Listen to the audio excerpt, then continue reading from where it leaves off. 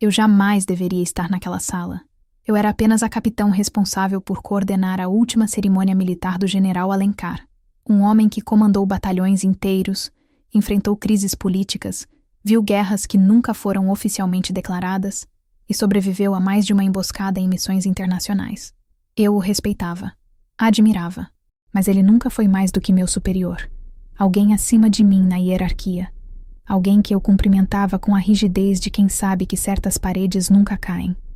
Então, quando o advogado me ligou 2 dias após o funeral e disse: "O general deixou instruções para que você estivesse presente na leitura do testamento." Eu achei que fosse um engano, ou um protocolo, ou alguma formalidade militar atrasada. Mesmo assim, eu fui. A sala era pequena, abafada, com ventilador antigo girando preguiçoso no teto. Um retrato enorme do general, ainda com o uniforme cerimonial, observava todos nós de cima, como se estivesse fiscalizando quem ousava ocupar aquele espaço, agora que ele não estava mais ali. 3 oficiais de confiança dele estavam presentes, velhos conhecidos do alto comando, homens que carregavam no rosto a arrogância típica de quem acha que o mundo é deles por direito adquirido. Além deles, a viúva, Dona Helena, sentada com os olhos secos e expressão de quem só queria que aquilo terminasse logo. E eu, a única mulher, a única subalterna, a única pessoa ali que não tinha nenhum laço, ao menos nenhum que eu soubesse. O advogado parecia calmo demais, como se estivesse acostumado a testemunhar fins de ciclos. Abriu a pasta de couro com cuidado, ajeitou os óculos e pigarreou. "Vamos começar." Eu mantive as mãos nos joelhos, postura impecável, expressão neutra. Era assim que eu sobrevivia ao ambiente militar desde os 18 anos. Silêncio, disciplina, leitura do terreno, controle absoluto. O advogado começou pelas formalidades: distribuições de bens, propriedades declaradas, investimentos, itens de coleção, condecorações que seriam encaminhadas para museus militares. Tudo dito de forma mecânica, tudo lógico, tudo esperado, até que não foi mais. Ele virou uma página, inspirou fundo e disse, com a voz mais lenta que utilizou desde o início: "E por fim, o general deixa o seguinte: a minha única neta." O mundo parou. Eu senti o ar se comprimir dentro da sala, como se alguém tivesse fechado uma porta sem avisar. O ventilador parecia girar mais devagar. Alguém atrás de mim mexeu a cadeira como se tivesse levado um choque. A viúva levantou os olhos pela primeira vez. E todos eles, cada um dos 3 oficiais, cada pessoa naquela sala, viraram a cabeça lentamente na minha direção.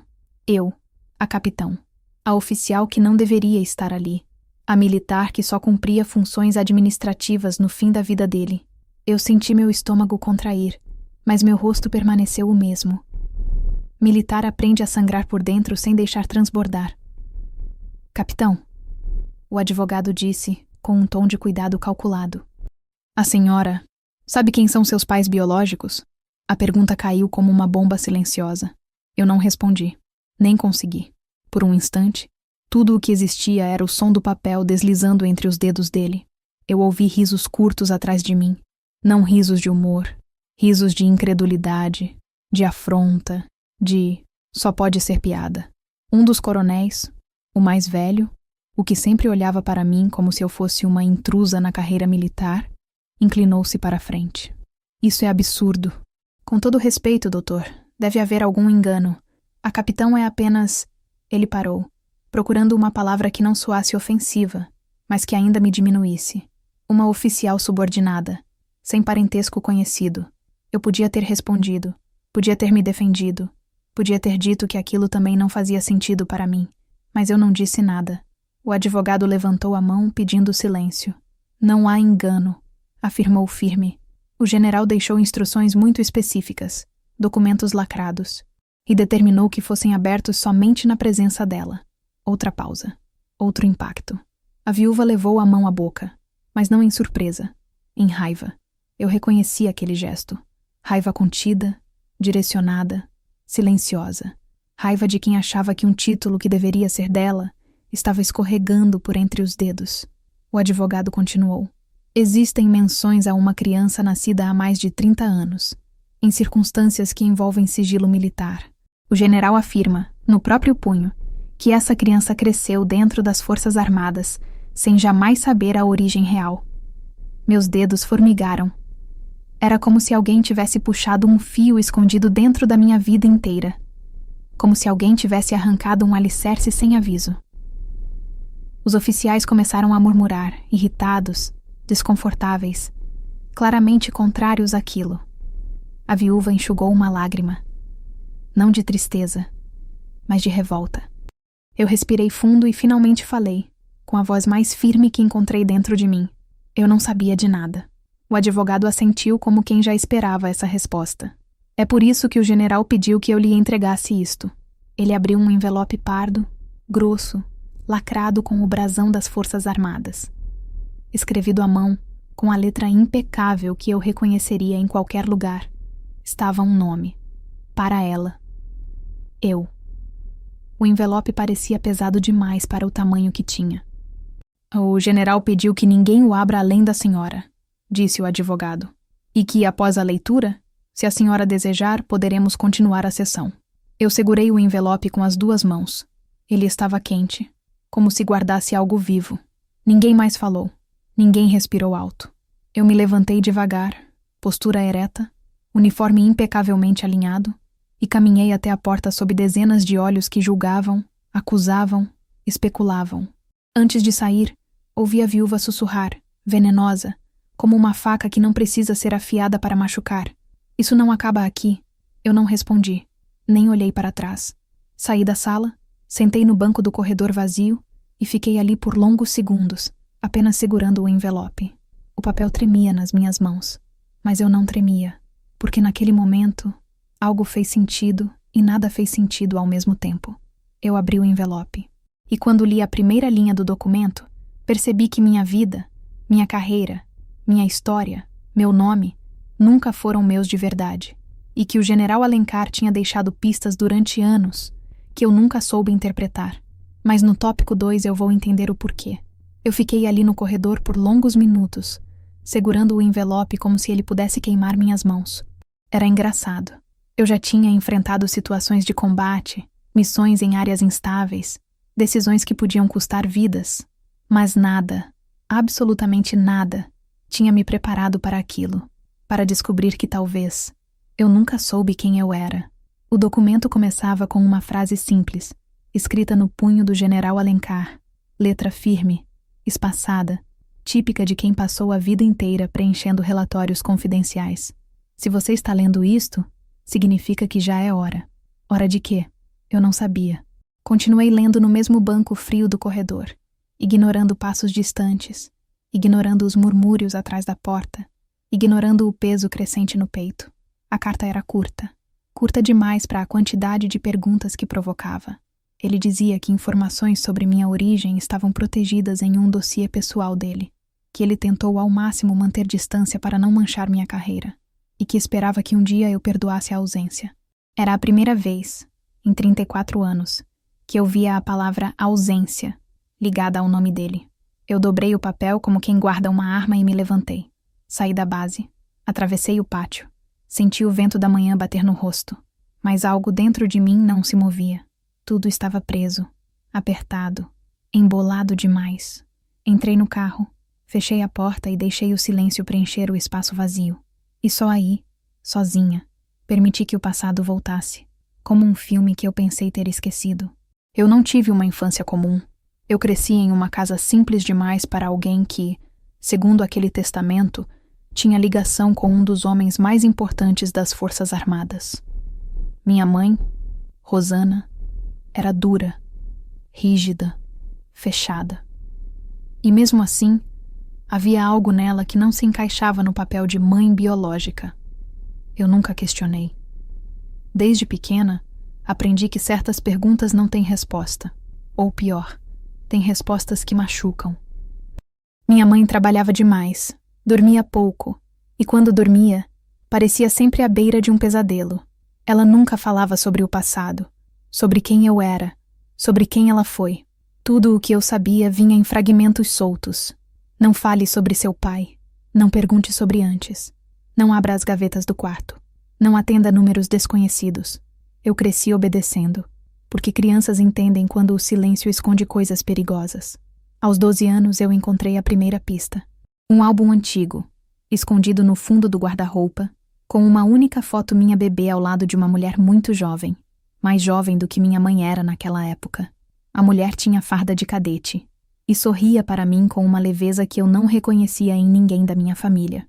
Quando perguntei quem era, minha mãe arrancou a foto da minha mão, rasgou em 4 pedaços e jogou no lixo. Curiosidade não é virtude, ela disse. Eu nunca vi aquela foto de novo e nunca ouvi a resposta certa. Entrei para a carreira militar aos 18 anos.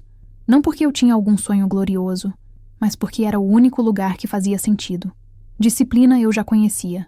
Silêncio eu já dominava. Dor eu já tinha treinado a vida inteira. Os instrutores diziam que eu era dura demais, que eu tinha aquele olhar típico de quem nunca foi permitido ser criança, que eu suportava pressão melhor do que recrutas homens com o dobro do meu tamanho. E por algum motivo, o general Alencar sempre me observava. Desde o primeiro ano. Ele assistiu meu teste físico inicial, coisa incomum para um oficial do posto dele. Ele me cumprimentava pelo nome, mesmo quando eu ainda era só uma soldado perdida no meio da companhia. Ele nunca invadiu limites, nunca ultrapassou hierarquias, mas sempre encontrava uma forma de estar por perto. Um aceno, um bom trabalho, capitão, um olhar demorado nas formaturas. Eu achava que ele via potencial. Agora eu entendia que era algo muito maior. No carro, com a carta ainda aberta no banco ao meu lado, minha cabeça rodava. Memórias que antes pareciam desconexas começaram a se encaixar de um jeito que me dava náusea. O olhar dele quando eu recebi minha primeira medalha. A expressão dele quando eu fui ferida na fronteira, há 3 anos. O fato de ele ter sido o primeiro a aparecer no hospital, antes mesmo da minha mãe chegar. E a frase que ele disse naquele dia, segurando minha mão. Você precisa viver. Eu achei estranho. Achei dramático demais. Achei que ele estava apenas emocionado. Mas agora tudo ganhava outra cor. Eu respirei fundo, tentando organizar os pedaços do quebra-cabeça. E então outra memória voltou. Uma que eu sempre ignorei, porque parecia pequena demais. Quando eu tinha 9 anos, um homem veio na nossa casa. Eu assistia da porta, escondida atrás da cortina. Ele vestia farda. Minha mãe ficou tensa.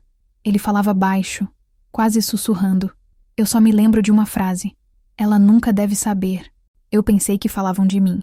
Agora, não havia dúvida. Já falavam de mim desde antes de eu entender o que era ser eu mesma. Do lado de fora, os carros passavam. Pessoas viviam suas vidas. O mundo girava sem saber que o meu tinha acabado de ser desmontado. Eu liguei o carro, mas não dei partida, porque eu sabia exatamente para onde precisava ir.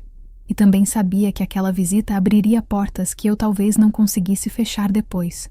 Eu precisava falar com ela, com a mulher que me criou. Com a mulher que rasgou a única foto que poderia me dar respostas. Com a mulher que sempre me ensinou a obedecer sem perguntar. Minha mãe. Ou a pessoa que eu achava ser minha mãe. Eu não sabia mais como chamá-la. Dirigi por meia hora até chegar na casa onde cresci. Pequena, simples, sempre arrumada demais. O tipo de casa que parece encolher quando você guarda segredos dentro dela. Ela abriu a porta antes mesmo que eu tocasse a campainha, como se soubesse que eu viria.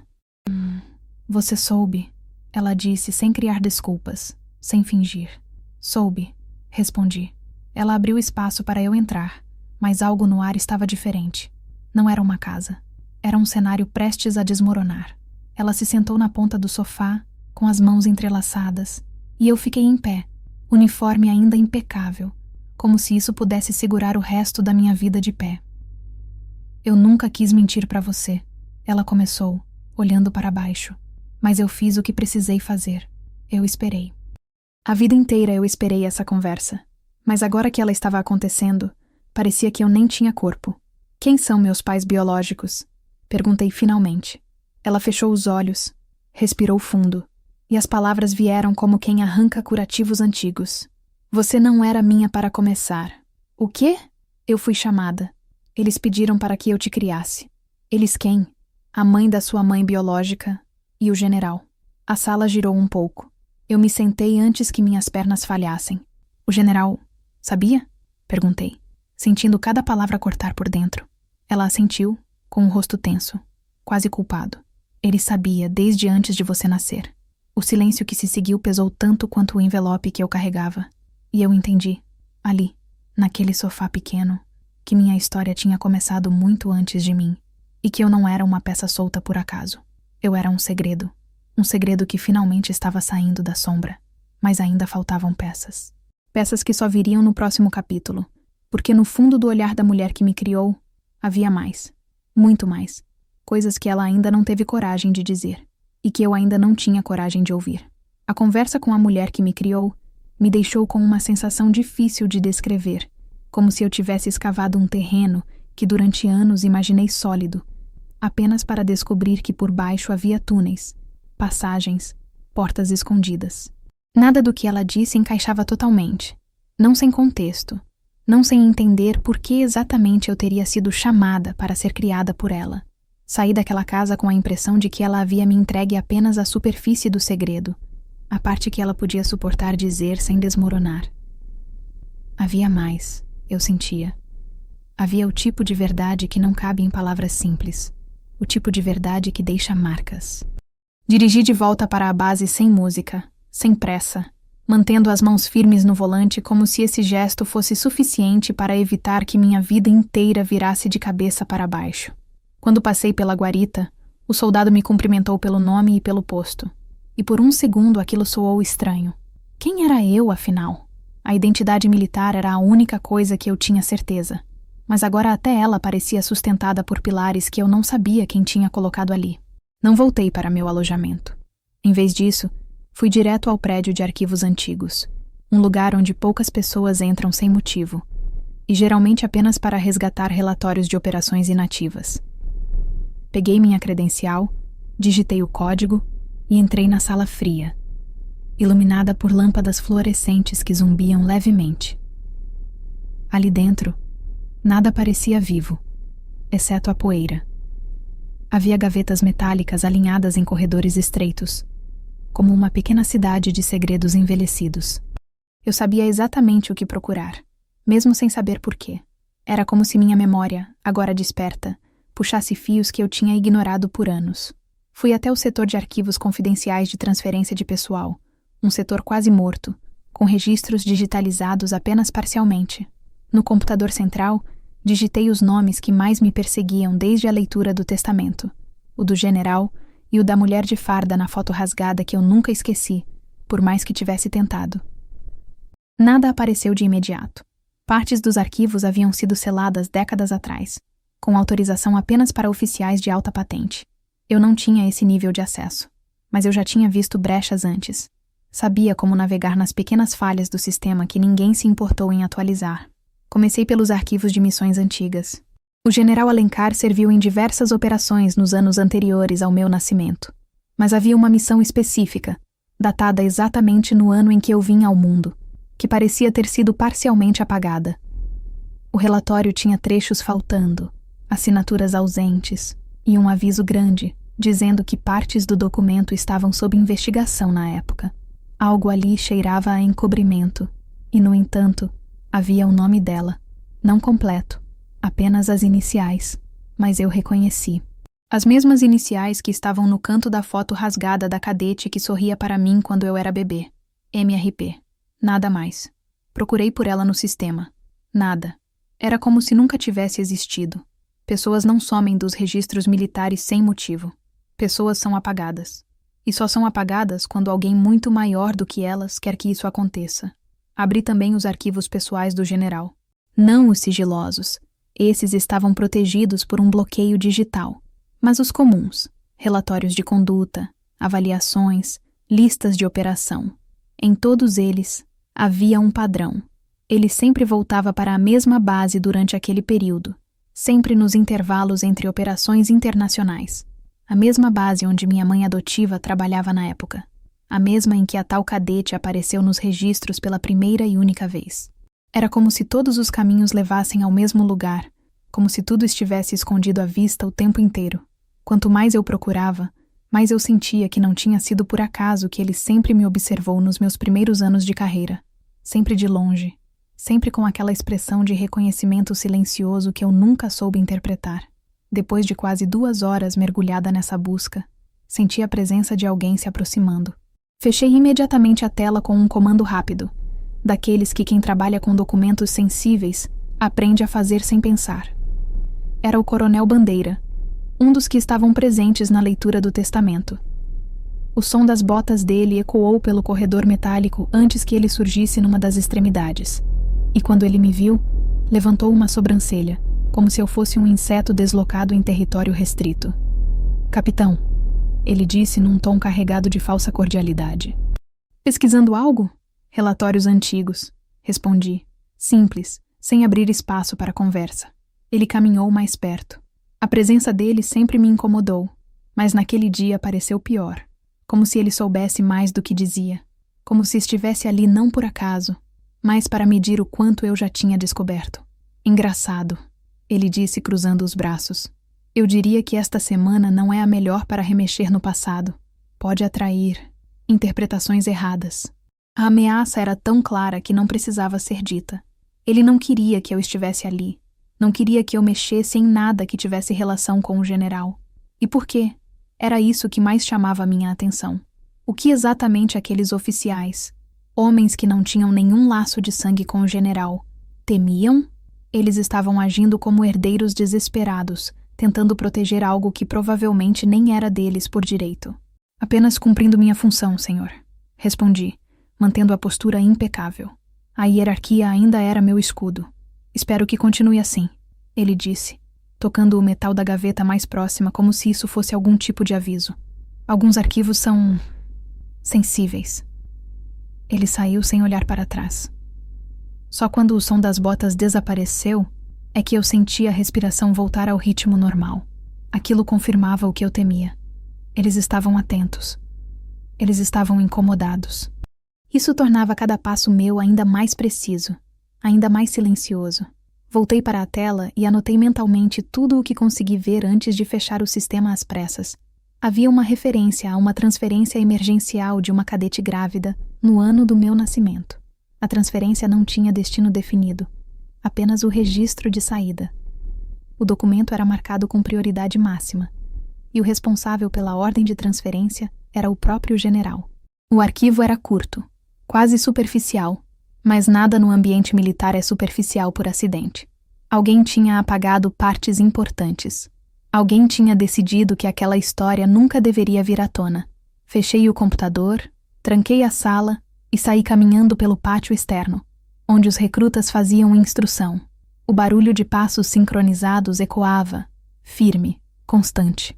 Ritmo, ordem, disciplina. E eu ali, tentando organizar a minha própria formação interna, que agora parecia descompassada. Meu passado não tinha ritmo, não tinha ordem, não tinha relatório. Era uma versão fragmentada de algo maior, algo que eu ainda estava longe de entender, mas que já começava a mostrar sua forma por trás da neblina. Decidi então procurar outra pessoa, que mesmo sem saber, fazia parte desse quebra-cabeça.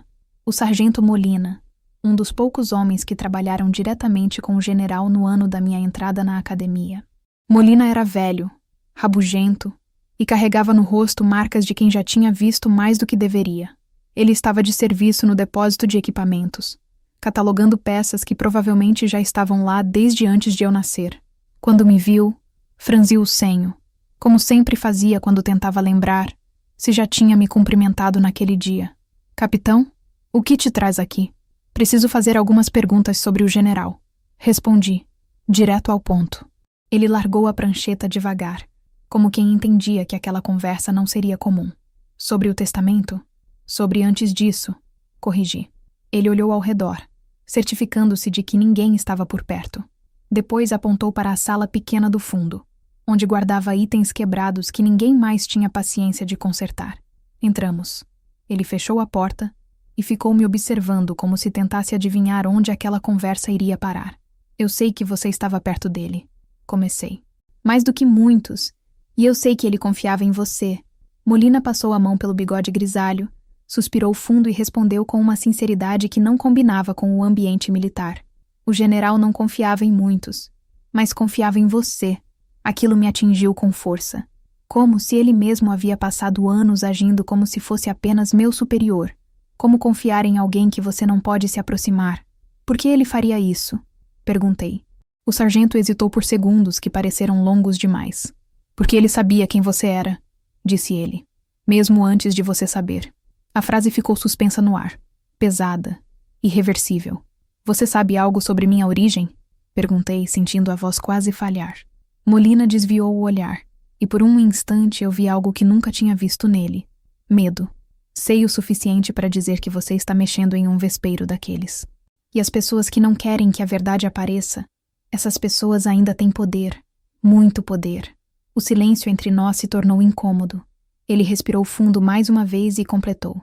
O general passou a vida inteira tentando proteger você sem denunciar ninguém naquele processo todo. E agora que ele se foi, os que estavam do outro lado vão tentar encobrir o resto. Eu queria perguntar mais, mas ele levantou a mão com firmeza. Não me peça detalhes, capitão. Eu já falei demais. Deus sabe que eu queria insistir, mas algo no olhar dele deixou claro que havia limites que ele não ultrapassaria. Pelo menos, não naquele dia. Saí de lá com uma certeza nova. Se eu quisesse respostas, eu teria que encontrá-las nas sombras, nos arquivos esquecidos, nos recantos onde a verdade foi enterrada. Eu teria que investigar sozinha, e teria que fazer isso com o silêncio que aprendi a usar desde criança. O silêncio que agora seria a minha arma mais afiada. Voltei ao alojamento quando o céu já escurecia. Sentei na cama e encarei o envelope pardo que ainda estava na minha mochila. Ele parecia maior do que antes, como se tivesse crescido junto com a gravidade das revelações do dia. Eu sabia que ali dentro havia apenas a primeira peça do quebra-cabeça. Eu precisava encontrar o resto. E se minha intuição estivesse certa, o próximo passo não seria dentro da base. Seria no passado da minha mãe adotiva. Ou melhor, no passado da mulher que me criou, mas que nunca foi completamente minha. Havia algo na maneira como ela falou, como desviou os olhos quando mencionou a cadete e o general, como se tivesse carregado aquela verdade por décadas com o peso de quem promete guardar um segredo que não entende totalmente. E agora que ele emergia, ela parecia tão perdida quanto eu.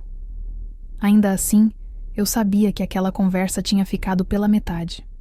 E que se eu quisesse encontrar minha origem, teria que completar essa metade por conta própria. Era hora de voltar lá. Era hora de ouvir o resto. Era hora de descobrir até onde aquela verdade podia ir. E o que ela podia destruir. Voltei para a base no dia seguinte com a sensação de que cada passo meu deixava um rastro, como se eu estivesse andando em um chão de poeira fina, onde qualquer movimento poderia revelar algo que eu ainda tentava esconder. Não do mundo, mas de mim mesma. Eu dormira mal, o suficiente para o corpo funcionar, mas não para a mente descansar. A verdade começava a se movimentar como um trem lento em trilhos antigos, e eu sabia que não teria como pará-lo. Só que, antes de conseguir alcançar as respostas que eu precisava, me vi obrigada a lidar com uma parte da história que até então eu tinha ignorado. Os herdeiros legítimos. Ou melhor, os que acreditavam ser. A convocação veio às 8 da manhã. Uma mensagem seca, objetiva, enviada pelo próprio advogado do general. Retornar à sala para a continuidade da leitura. Presença obrigatória. Não tinha explicação. Não tinha justificativas. O tipo de mensagem que não se questiona. Engoli o resto do café, ajeitei o uniforme e segui. Na minha cabeça, repassei mentalmente tudo o que descobri no dia anterior. Fragmentos soltos, memórias recuperadas, pistas que só eu percebia. Talvez eu estivesse conectando adivinhações. Talvez eu estivesse apenas entrando em pânico. Mas era impossível ignorar a coincidência de datas, lugares, nomes apagados e olhares antigos que nunca fizeram sentido até agora. O que eu não imaginava era que, naquela manhã, a verdade não seria o problema. As pessoas seriam. Assim que empurrei a porta da sala, senti o impacto. Eles já estavam lá. A viúva, rígida como uma escultura de porcelana prestes a trincar. O coronel Bandeira, com o maxilar travado e aquele olhar de superioridade que era quase uma assinatura dele. O tenente brigadeiro Torres, mais velho, mas com os mesmos olhos estreitos de quem passa a vida inteira observando fraquezas. E o mais novo deles, Major Vasconcelos, que fingiu não me ver quando entrei. O silêncio foi quase agressivo. O tipo de silêncio que não vem da falta de palavras, mas do excesso delas guardadas com rancor. O advogado, sentado ao centro da mesa, apenas ajeitou os óculos quando me viu. Não sorriu, não cumprimentou. Apenas me indicou a cadeira vazia com um gesto breve. Sentei. E antes mesmo que eu pudesse ajeitar a postura, a viúva falou: "Isso é um absurdo." A voz dela cortou o ar como uma lâmina fina. O advogado pigarreou, como se estivesse se preparando para mais uma rodada daquele drama que claramente já havia começado antes de eu entrar. "Dona Helena, já conversamos sobre isso ontem", disse ele. "Não o suficiente", ela rebateu, sem tirar os olhos de mim. "Essa situação, essa insinuação, não pode ser real." Eu mantive o rosto neutro, o mesmo rosto que usei em tantas inspeções, missões e interrogatórios. Mas por dentro meu estômago revirava, porque eu sabia que aquele momento viria. E ainda assim, quando veio, doeu de um jeito que eu não esperava. "Capitão", o coronel Bandeira falou com um tom quase paternalista, desses que homens mais velhos usam para diminuir mulheres mais jovens. O general era um homem generoso. A senhora sabe disso. Ele tinha apreço por muitos militares. Isso não significa que ele deixaria algo para mim, completei, sem mudar a entonação. "Exatamente", ele disse, quase aliviado por eu ter dito por ele. "A senhora entende que essa história não tem fundamento, não é? Não há qualquer registro, qualquer menção, qualquer motivo para supor que haja parentesco." Eu o encarei por um segundo. Ele desviou os olhos. A viúva então se inclinou para a frente. A maquiagem não escondia o cansaço, nem a raiva. Mas foi o olhar dela que me chamou a atenção. Não era apenas ódio, era medo. Um medo antigo, profundo, que ela tentava fingir que não existia. "Ele jamais mencionou uma neta", ela disse, cada palavra saindo como um veneno controlado. "Jamais. Nem uma vez, em 40 anos de casamento." O advogado abriu a pasta, retirou um documento lacrado e o colocou sobre a mesa com cuidado, como se estivesse posicionando uma bomba. A viúva empalideceu. O coronel franziu o senho. Vasconcelos mordeu o lábio. "Este é o documento escrito pelo próprio general", disse o advogado, reconhecendo a existência de uma neta, pedindo que ela fosse localizada, pedindo, inclusive, que se explicasse a ela a verdade. A viúva bateu na mesa com a mão, fazendo todos olharem para ela. "Isso é falso. Ele não escreveria isso. Se ele tivesse uma neta, eu saberia." O advogado respirou fundo. "Com todo respeito, senhora, existem coisas que o general não podia compartilhar." O tenente brigadeiro Torres finalmente falou, com aquela voz arranhada pelo cigarro e pela idade. "Doutor, o senhor está insinuando que o general mentiu para a própria esposa? Para a própria família? Durante décadas?" O advogado abriu o envelope e retirou uma carta manuscrita. Eu reconheci a letra imediatamente. A sala ficou tão silenciosa que dava para ouvir o barulho do papel sendo desdobrado. "Este é o trecho final", disse o advogado. Ela cresceu dentro do exército porque era o único lugar em que eu podia protegê-la sem revelar quem eu era. Um dia ela entenderá." Ninguém respirou. A viúva levou a mão ao peito, como se tivesse levado um tiro, mas não chorou. Pessoas como ela não choram na frente de plateia. Elas se tornam estátuas de mármore e deixam as rachaduras para depois. O coronel Bandeira inclinou-se para a frente. "Isso não prova nada, doutor. Esse texto poderia se referir a qualquer pessoa." O general acolheu muitos jovens na carreira. Eu sabia que aquilo era instrução de sobrevivência política. Ele não acreditava no que dizia.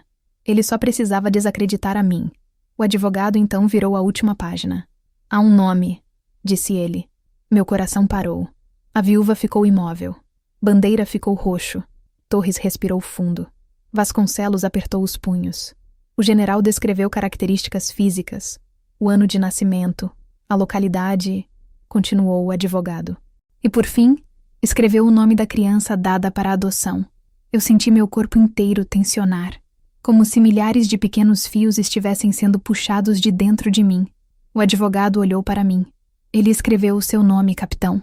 A sala explodiu em murmúrios, respirações pesadas, olhares cortantes. Mas, para mim, o mundo ficou completamente mudo. Eu ouvi o sangue pulsar nos meus ouvidos, como se estivesse debaixo d'água. Senti aquela sensação estranha de quando o corpo está presente, mas a mente dá um passo para trás, observando tudo de longe. A viúva levantou-se abruptamente. Eu exijo uma contestação jurídica imediata, gritou com a voz trêmula.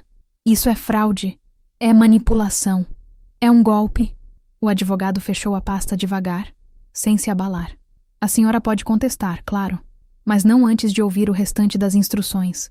O general deixou uma ordem final, caso essa revelação causasse resistência. Ele tirou um pendrive da pasta. Pequeno, preto, simples. Um vídeo, explicou. Gravado pelo próprio general 3 meses antes de falecer. O som que tomou a sala foi diferente. Não era raiva. Era um pânico mudo, coletivo. O tipo de pânico de quem sabe que a verdade, dessa vez, virá da única pessoa que eles não podem desacreditar. O general deixou claro, continuou o advogado, que este vídeo só deveria ser exibido se a existência da neta fosse questionada pela família. Os 3 oficiais se mexeram, inquietos, desconfortáveis, como se estivessem presos entre hierarquia e medo. A viúva deu um passo para trás. Uma lágrima, finalmente, escapou. Mas não era tristeza. Era terror. Vamos assistir, disse o advogado. E foi ali, naquele instante, naquele silêncio espesso, que eu entendi uma coisa fundamental. A maior resistência à minha existência não vinha do passado, mas daquele presente, daquela sala, daquelas pessoas. Porque se o general me reconhecia, eu era a única herdeira legítima. E tudo o que eles achavam que lhes pertencia por direito, talvez nunca tivesse sido deles. O advogado plugou o pendrive no computador. A tela acendeu. O vídeo carregou. E a respiração de todos prendeu ao mesmo tempo. Meu destino estava prestes a ser dito por alguém que já não estava mais vivo. E nenhuma daquelas pessoas poderia interromper o que viria a seguir. Quando saí da sala onde o vídeo do general havia começado a rodar, senti que cada passo que eu dava deixava uma marca invisível no piso. Eu precisava respirar longe deles. Longe dos olhares que tentavam me desmontar. Longe da viúva que tremia de ódio contido. Longe dos oficiais que agora me observavam como se eu fosse uma peça fora de lugar que ameaçava derrubar toda a estrutura que eles haviam construído a vida inteira. O vídeo ainda não havia terminado, mas eu sabia que não precisava ouvir mais nada ali, na frente deles. A verdade não mudaria dependendo da plateia, e a verdade estava viva, circulando dentro de mim como um novo sangue que não combinava com o corpo que eu tinha até ontem. A base parecia mais fria quando saí dela, como se tivesse se distanciado de mim de propósito, como se tudo que eu conhecia estivesse tentando me empurrar para fora, sem admitir. Subi na moto, liguei o motor e deixei o ronco preencher o silêncio interno. Mas nem isso abafou o que martelava na minha cabeça. O nome da cadete. O rosto dela na foto rasgada. O sargento Molina me olhando como se carregasse culpa por não ter me contado antes. O coronel Bandeira agindo como guarda de algo que não lhe pertencia. A viúva repetindo que aquilo não podia ser verdade. E o general olhando para a câmera no vídeo, com aquela serenidade que eu nunca entendi.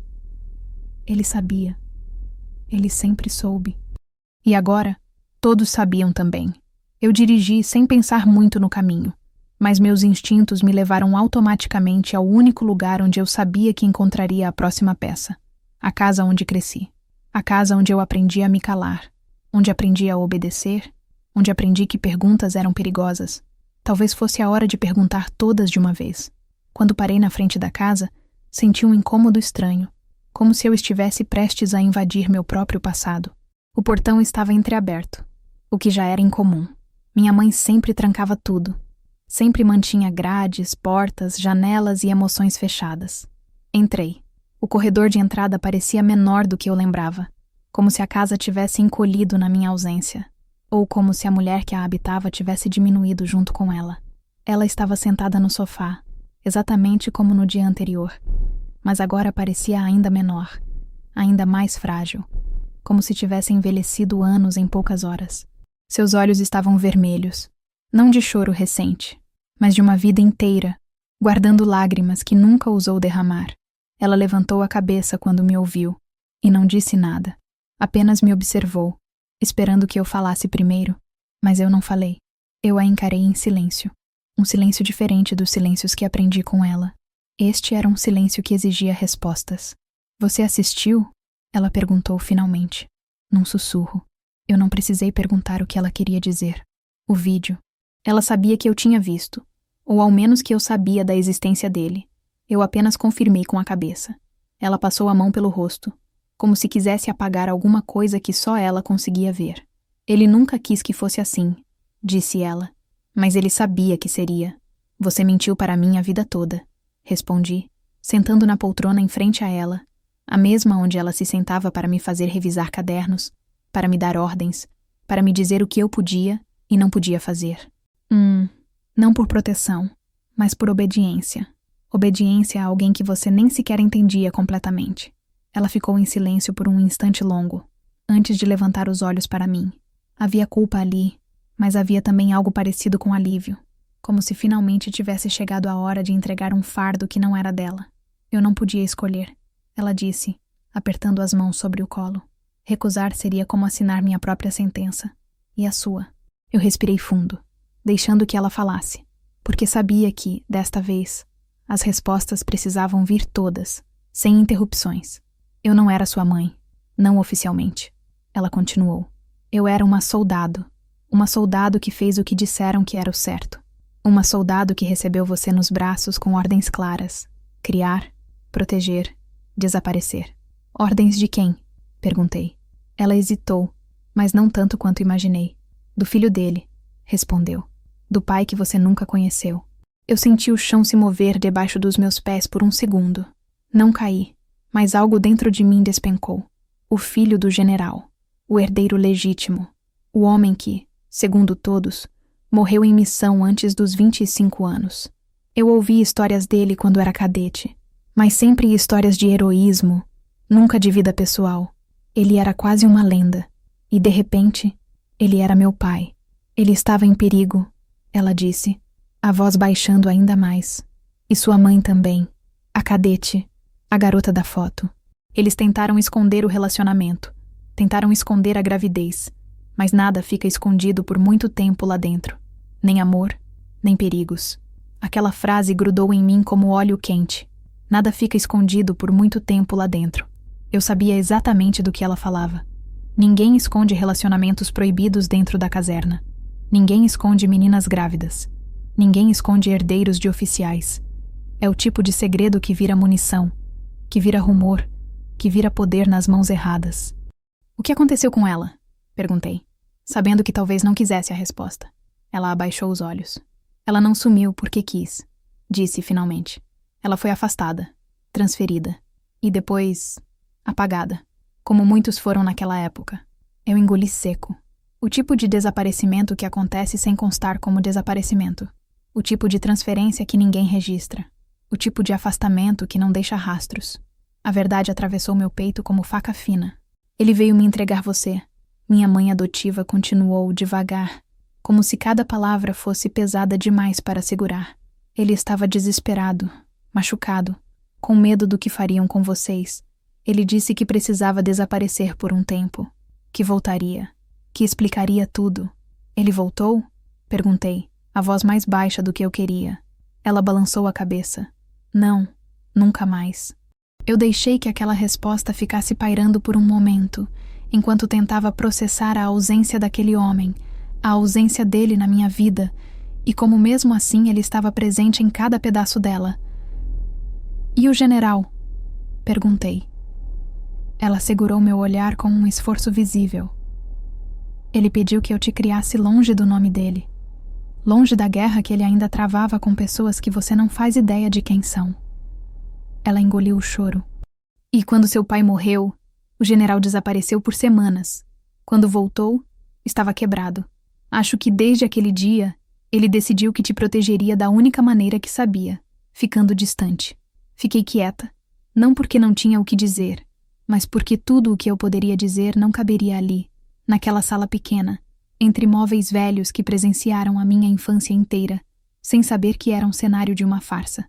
Ou talvez soubessem. Talvez todos soubessem, menos eu.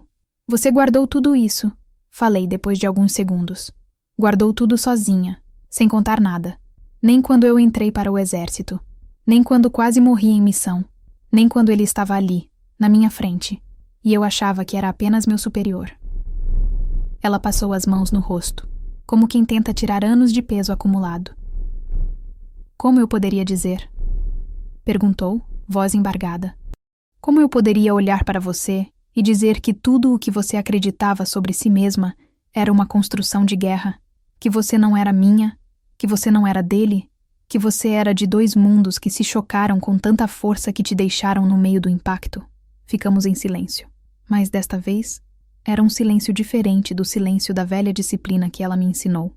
Era o silêncio de duas vidas que se chocavam pela primeira vez de frente, sem armaduras. A única coisa que eu te peço, ela disse finalmente, é que tome cuidado. Não ache que essa revelação é apenas emocional. Há coisas maiores, pessoas maiores, interesses maiores. Você não é a única envolvida nisso. E agora que o general morreu, você virou o alvo mais visível. Eu a observei. Não porque duvidava, mas porque entendia. Pela primeira vez, entendia completamente. Aquela história não era sobre herança, não era sobre nomes, não era sobre sangue, era sobre poder. Poder que ainda circulava nas mãos certas, ou erradas. Levantei-me devagar. Eu vou descobrir tudo, falei, sem elevar a voz. E vou descobrir quem está tentando esconder. Não importa quanto tempo leve, não importa quem caia no processo. Ela assentiu sem resistência. Pela primeira vez, parecia me ver de verdade. Não como filha, não como segredo, mas como o que eu sempre fui, mesmo sem saber. Alguém que nasceu no meio de uma guerra que não escolheu, mas que agora precisava terminar. E quando fechei a porta atrás de mim, senti que o próximo passo já estava claro. Eu não podia parar ali. Não com meia história contada, não com memórias rasgadas, não com versões incompletas. Havia alguém que ainda guardava a peça final. A mulher da foto. A cadete apagada. A minha mãe biológica. E eu estava pronta para encontrá-la. Eu passei a noite inteira sem dormir, mas não foi uma insônia agitada. Não foi o tipo de noite em que a mente corre em círculos até esgotar. Foi uma vigília silenciosa, densa, carregada daquela estranha clareza, que só surge quando tudo o que você acreditava ser verdade desaba aos poucos. Fiquei sentada no chão do meu quarto, encostada na cama, com a carta do general aberta ao meu lado e o uniforme ainda posto, como se meu corpo não tivesse conseguido se desprender da rigidez militar para algum estado mais vulnerável. Eu precisava pensar, mas não de forma impulsiva. Precisava entender que cada passo dali para frente não era mais sobre curiosidade, não era mais sobre identidade. Era sobre sobrevivência. A minha, a dele, a de todos os envolvidos. Porque, como minha mãe adotiva disse, eu tinha se tornado visível demais. E visibilidade, naquele mundo, era um alvo pintado nas costas. Por volta das 5 da manhã, quando o céu começou a mudar de cor, tomei minha decisão. Eu precisava voltar à casa do general. A viúva não morava mais lá. Eles mal se falavam nos últimos anos. E, segundo rumores, ela mantinha a residência separada desde a última crise de saúde dele. O lugar estava vazio, preservado para o inventário do testamento. Aquilo facilitava as coisas. Não porque fosse legal, não porque fosse permitido, mas porque naquele momento, moralidade era um luxo que eu não podia mais carregar sozinha. A verdade estava enterrada ali dentro, e, se ninguém mais queria que eu a encontrasse, significava que eu precisava encontrá-la antes que eles arrancassem cada prova com as próprias mãos. Peguei o carro e dirigi pelas ruas ainda escuras, silenciosas, onde apenas lixeiros e algumas pessoas apressadas quebravam a monotonia da madrugada. Eu conhecia o caminho com uma facilidade que só percebi naquele instante. O general morava em uma casa afastada, discreta, cercada por árvores altas e muros antigos que davam ao lugar uma aparência de fortaleza silenciosa. Estacionei alguns metros antes do portão e caminhei o resto do percurso. Não havia seguranças. Não havia carros. O advogado tinha dito que o local estava lacrado para fins de inventário. Mas isso nunca assustou alguém treinado o suficiente para atravessar perímetros sem deixar rastros. Pulei o portão lateral com a leveza adquirida em anos de instrução e avancei pelo jardim molhado pelo sereno da manhã. A porta da frente estava trancada, mas não era ali que eu queria entrar. O general sempre guardou documentos importantes no escritório privado dele, uma sala pequena, sem janelas, nos fundos da casa. Entrei pela cozinha, onde o cheiro de café parecia ainda impregnado nas paredes, como se ele estivesse ali na noite anterior. Passei pelos corredores longos, onde quadros militares antigos observavam minha passagem com aquele olhar fixo, quase julgador. Quando cheguei à porta do escritório, parei por um instante, não por medo, mas porque algo dentro de mim sussurrou que aquele momento mudaria tudo. Girei a maçaneta devagar. A porta abriu com um leve rangido. O escritório era exatamente como eu lembrava das raras vezes em que o general me chamou ali para conversar sobre relatórios ou transferências. Havia uma mesa grande ao centro, de madeira escura, com marcas de uso que revelavam décadas de comando, estantes repletas de livros, caixas etiquetadas com datas antigas, medalhas guardadas em vitrines de vidro, mas nada ali parecia deslocado, nada chamava atenção, e foi justamente isso que me entregou o caminho. O general nunca deixou simplesmente exposto aquilo que realmente importava. A proteção dele não era óbvia, era estratégica, como tudo em sua vida. A primeira pista era o quadro na parede direita. Uma pintura antiga, de paisagem, que destoava completamente do restante da decoração. Muito clara, muito leve. Nunca combinou com ele. Aproximei-me e toquei a moldura. Fria. Mas algo nela não encaixava. Puxei com cuidado. O quadro se deslocou 1 centímetro para a frente. Era um painel falso. Atrás dele, embutido na parede, havia um cofre de metal escuro com trava dupla. Eu não sabia a combinação. Ou achava que não sabia. Mas quando olhei para o relógio parado sobre a mesa, percebi que ele marcava a hora exata em que eu nasci. Aquilo poderia ser coincidência. Ou poderia ser a senha. Digitei a sequência. O cofre destravou com um clique leve, quase respeitoso, como se reconhecesse minha presença. Dentro dele havia apenas 2 coisas: um envelope pardo grosso, daqueles usados em repartições, e uma pequena caixa de metal. Peguei o envelope primeiro. Ele era pesado, mais do que parecia, como se carregasse dentro dele algo denso o suficiente para alterar o ar ao redor. Sentei na cadeira dele, aquela onde ele passou horas, dias, décadas construindo uma vida que agora eu descobria ser parte da minha também, e abri o envelope com cuidado. O conteúdo era organizado com precisão militar. Fotografias, documentos, cartas, relatórios internos, cópias de transferências, atas de reuniões, tudo empilhado em ordem cronológica. A primeira foto era a que me destruiu por alguns segundos.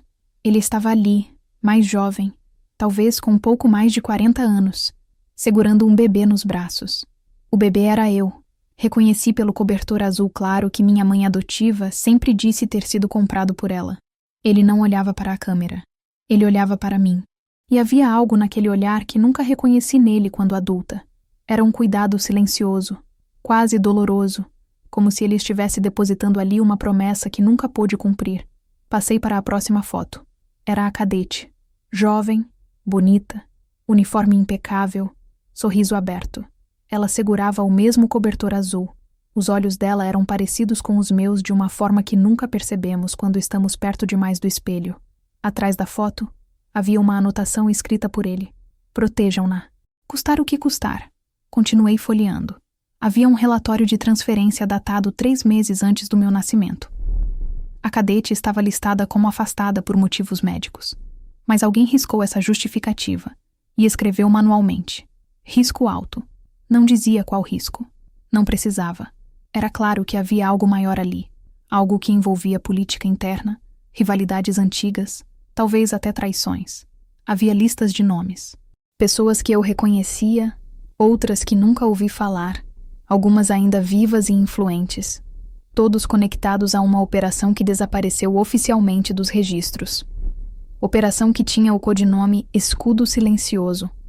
A cada página, aquela história deixava de ser sobre mim e passava a ser sobre eles. Sobre os que tentaram me esconder. Sobre os que tentaram me encontrar. Sobre os que queriam me apagar. Sobre os que, mesmo mortos, ainda moviam peças no tabuleiro. E o general estava no centro de tudo isso. Não como vilão, não como herói, mas como homem que tentou segurar uma guerra inteira sozinho, para que eu pudesse crescer sem saber que nasci no meio dela. Peguei a caixa de metal por último. Ela estava fechada com um lacre simples, sem chave, sem cadeado. Abria devagar. Dentro dela havia apenas uma coisa: uma carta escrita à mão, dobrada 4 vezes, com meu nome na frente. Minha respiração ficou presa no peito por alguns segundos. Abri com cuidado. Eu nunca quis que você carregasse o peso desta história, mas não consegui impedir que chegasse até você. Agora que encontrou esse dossiê, significa que eles também sabem. Você não está segura entre eles. Não confie nos que sorriem para você dentro dessas paredes. Não confie nos que dizem que sempre estiveram ao meu lado. Alguns deles tentaram me derrubar. Alguns tentaram destruir seu pai. E alguns ainda farão de tudo para impedir que você descubra a verdade. Proteja-se. E, se puder, perdoe-me por ter escolhido o silêncio como única forma de amor. Guardei a carta no bolso interno do uniforme e fechei o cofre novamente, exatamente como encontrei. Antes de sair da sala, porém, algo me fez parar. Era a sensação de que aquela casa toda respirava com uma última mensagem que eu ainda não tinha ouvido. Havia mais ali. Talvez não físico, talvez emocional. Mas não era hora de mergulhar nisso. Eu precisava sair antes que alguém percebesse minha presença ali. Voltei para o carro com um envelope apertado contra o peito. A luz do dia começava a surgir. O mundo parecia igual, mas eu não era mais. E pela primeira vez, entendi o tamanho do que estava enfrentando. Não era uma briga familiar. Não era uma disputa de herança. Era um acerto de contas entre vivos e mortos. Era uma guerra silenciosa que durou décadas. E agora, todos os lados tinham voltado os olhos para mim. Eu era a peça que faltava. E por isso mesmo, eu era o alvo. E tudo o que viria a seguir, a pressão dos herdeiros, a perseguição velada, as tentativas de silenciar a verdade, já estava desenhado nas páginas daquele dossiê. A manhã seguinte ao dia em que encontrei o dossiê do general, começou com uma sensação incômoda, como se o ar estivesse mais pesado, mais denso, mais saturado de algo que eu não conseguia nomear de imediato. Havia dormido pouco, mas curiosamente não senti cansaço. Era como se meu corpo tivesse sido tomado por um estado de alerta constante, um tipo de vigília automática, como se meus músculos e meus sentidos tivessem compreendido antes da minha mente que nada mais seria comum dali para frente. Não havia mais rotina. Não havia mais vida ordinária. Havia apenas o que vinha agora. A reação daqueles que nunca aceitaram eu existir dentro daquela história. Quando cheguei à base, notei os olhares. Não eram os olhares comuns, curiosos ou especulativos, que às vezes surgem depois de rumores de corredor. Eram olhares afiados, calculados, como se medisse a minha resistência, como se tentassem estimar que tipo de ameaça eu representava para eles. E eles sabiam exatamente quem eram. Bastou atravessar o pátio para sentir a tensão. A notícia havia se espalhado.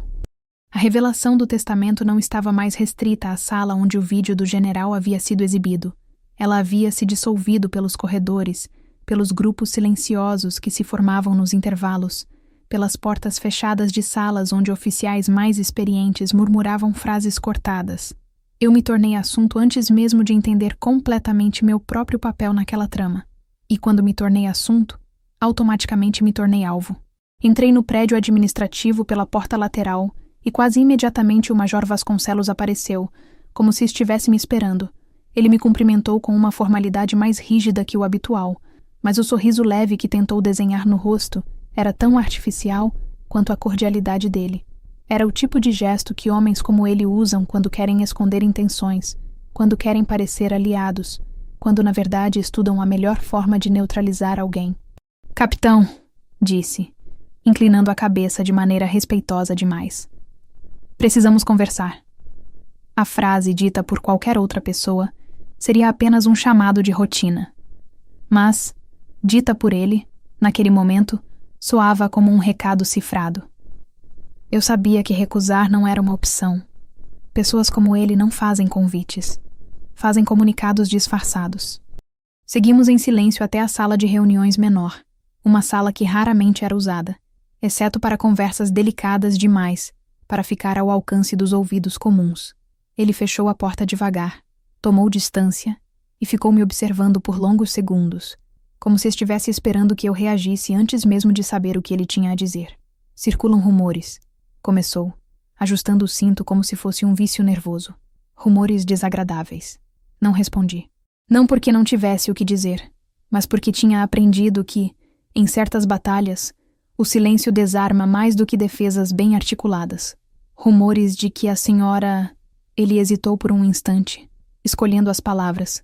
Estaria tentando reivindicar algo que não lhe pertence, algo que não faz parte da estrutura da sua carreira.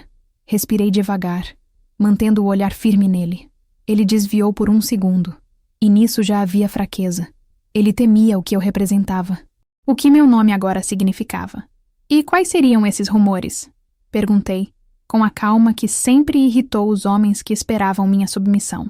Que a senhora está se aproveitando da situação, respondeu finalmente.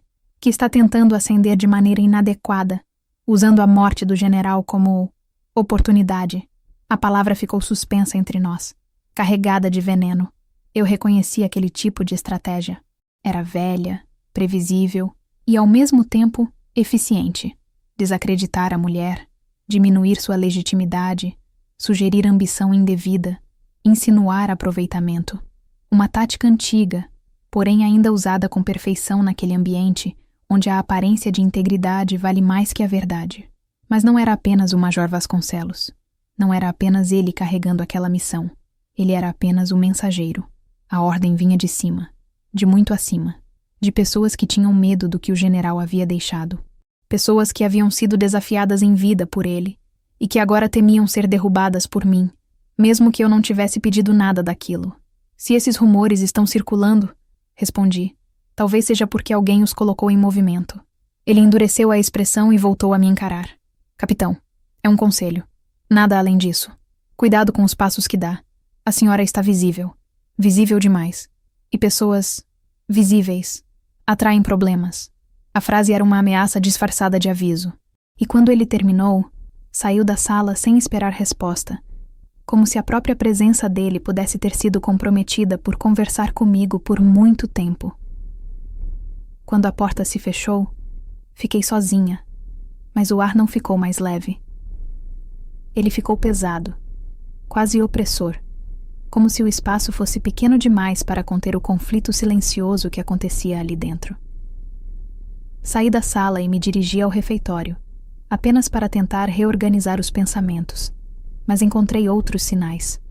Conversas que cessavam quando eu passava, pessoas que desviavam o olhar rápido demais, outras que fitavam tempo demais.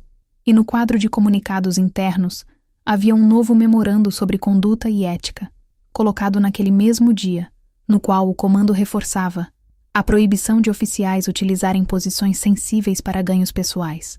Não citava nomes, não fazia acusações diretas, mas a coincidência não era coincidência. E eu não precisava de assinatura para saber de quem tinha partido. Segui para meu alojamento, tentando passar despercebida, mas percebi que não tinha como me esconder.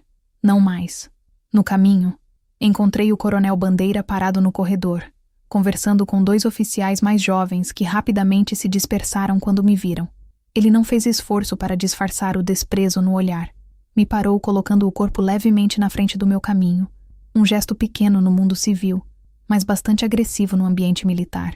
Capitão, disse com a voz baixa e dura, espero que esteja ciente da gravidade do que está fazendo. Estou apenas descobrindo a verdade, respondi. Ele sorriu, um sorriso que não chegava aos olhos. A verdade, repetiu. Existem verdades que não deveriam ver a luz. O subentendido era tão claro que quase se materializava no ar. Ele, ao contrário dos demais, não tentava se esconder por trás de cordialidade falsa. Ele nunca tinha gostado de mim, nunca aceitou minha ascensão. E agora, com aquela revelação, eu me tornara muito mais do que uma ameaça à ordem. Eu era a quebra de uma linha sucessória simbólica que ele sempre acreditou pertencer à família militar dele. Não tenho culpa de ter sido incluída no testamento do general, falei, segurando o olhar dele sem desviar 1 milímetro. E não tenho culpa de existir. Não deveria existir, corrigiu ele, e a frase veio seca, crua, tão afiada que me surpreendeu por meio segundo. Não para essa história. Não nesse círculo. Não nessa instituição. Eu senti algo escuro se mexer dentro de mim, mas controlei. Não porque queria poupá-lo, mas porque ele não merecia ver minha reação. Pessoas como ele vivem para provocar, para alimentar o próprio ego com reações alheias. Eu não lhe daria esse prazer. Se tem algum problema, respondi com o tom mais frio que consegui. Discuta com quem escreveu o testamento. Ele é o responsável, não eu. Os olhos dele estreitaram. Ele não está mais aqui para responder. Pois é, falei, mas deixou respostas suficientes. Ele deu um passo para trás, abrindo caminho, mas a batalha silenciosa já tinha sido travada ali mesmo, naquele corredor estreito, e ele perdeu. Mais tarde, ainda naquela manhã, um e-mail institucional chegou para mim. Assunto: relatório de conduta. O conteúdo dizia que haviam sido abertas 2 denúncias anônimas questionando minha conduta ética e sugerindo que eu estaria utilizando meus vínculos com o falecido general para obter vantagens dentro da carreira. Falsas, fabricadas, ridículas. Mas ainda assim, denúncias oficiais exigiam investigação. E, portanto, desgaste. E, portanto, tempo. Era um ataque administrativo. Uma tentativa clara de me desestabilizar, de me ocupar, de me desgastar emocionalmente antes que eu pudesse ir mais fundo. Eu sabia a origem das denúncias. Elas tinham nome. Tínhamos ido tão longe que agora eles estavam deixando rastros, porque, quando alguém se sente ameaçado o suficiente, para de agir com inteligência e começa a agir com desespero. Deixei o computador, respirei fundo e, naquele momento, entendi algo com uma clareza que me atravessou inteira. Aquilo não era mais sobre mim descobrir quem eu era. Era sobre impedir que eu descobrisse. E se eles estavam dispostos a atacar minha carreira, meu nome, minha honra militar, era porque algo muito maior estava sendo protegido. Não por justiça, não por legado, mas por medo. Eles tinham medo do que o general deixou. Medo do que eu poderia fazer com aquilo. Medo do que eu significava para a história que ele começou e que eles não conseguiram controlar. Fechei os olhos apenas por um segundo e, quando abri, a decisão estava feita. Eles queriam guerra silenciosa? Eles a teriam. Porque eu também aprendi a lutar no silêncio. E ao contrário deles, eu não precisava gritar para vencer. Eu já havia enfrentado inimigos armados, atravessado fronteiras em que a própria sombra podia te matar, suportado quedas, ferimentos, noites inteiras acordada no frio de missões em que o único calor era o da própria respiração. Nada disso me preparou para a sensação que me tomou naquela manhã, quando finalmente decidi que não podia mais adiar o que deveria ter sido feito 30 anos atrás. Encontrar minha mãe biológica. Encontrar a mulher que me carregou no ventre enquanto era perseguida pelos mesmos homens que agora tentavam me silenciar. Encontrar alguém cuja existência foi apagada por interesses maiores do que qualquer vida individual. Eu não sabia se ela estava viva. Não sabia se me reconheceria. Não sabia se me rejeitaria ou se fugiria ao me ver. Mas sabia que precisava ir. O dossiê do general dizia tudo nas entrelinhas, menos o endereço. E foi por isso que precisei voltar ao Sargento Molina. Talvez a única pessoa viva que ainda pudesse me guiar para a verdade que todos tentaram esconder. Encontrei Molina sentado no pátio lateral da base, arrumando peças de um equipamento antigo como se aquilo fosse o único modo de manter as mãos ocupadas, enquanto a mente navegava por lugares muito mais sombrios. Ele me viu aproximar, e diferentemente da última vez, não tentou fingir neutralidade. Os olhos dele carregavam uma espécie de tristeza que eu não entendia completamente, mas reconhecia. Era o olhar de quem sabia mais do que podia suportar. Eu imaginei que você viria, ele disse, sem levantar a cabeça. Sentei ao lado dele, o suficiente para não parecer que estávamos conspirando, mas próximo o bastante para que ninguém ouvisse se decidíssemos dizer algo importante. Preciso saber onde ela está. Falei, direto ao ponto. Ele respirou fundo, como quem apanha o ar antes de mergulhar em águas profundas. Você não deveria ir atrás disso, murmurou. Não agora. Não com tudo acontecendo. Eles estão te observando. Cada passo seu faz alguém se mover na sombra. Justamente por isso, respondi. Porque se eu não for agora, nunca mais conseguirei. Ele fechou os olhos por um instante. Quando abriu, parecia ter envelhecido anos em segundos. Sua mãe, a cadete, ela nunca superou o que aconteceu, ele disse, escolhendo cada palavra com cuidado. Depois que seu pai morreu e você foi levada, ela ficou completamente vulnerável. O general tentou protegê-la, mas ela não confiava em mais ninguém. Ela recebia ameaças veladas, e havia quem dissesse que seria acusada de deserção se não desaparecesse. Eles não queriam apenas apagá-la dos registros. Queriam apagá-la do mundo. A garganta apertou, mas eu permaneci imóvel, como se qualquer reação pudesse quebrar a casca fina que segurava aquela conversa. Onde ela está agora? Perguntei. Ele olhou ao redor, certificando-se de que ninguém estava por perto, e então tirou do bolso uma pequena folha dobrada. Eu estendi a mão, mas ele recuou por um segundo. Se você for até ela, disse, esteja preparada para aquilo que o general tentou te poupar a vida inteira. Peguei a folha. Era um endereço. Uma cidade pequena, a quase 4 horas dali. Um lugar que mal se encontrava no mapa. Desses onde se escondem pessoas que não querem, ou não podem, ser encontradas. Agradeci com um aceno silencioso. Ele não sorriu. Apenas me observou ir embora como se já soubesse que depois daquela visita, nada mais em minha vida seria igual. A estrada parecia interminável. Eu dirigi sem música, sem distração.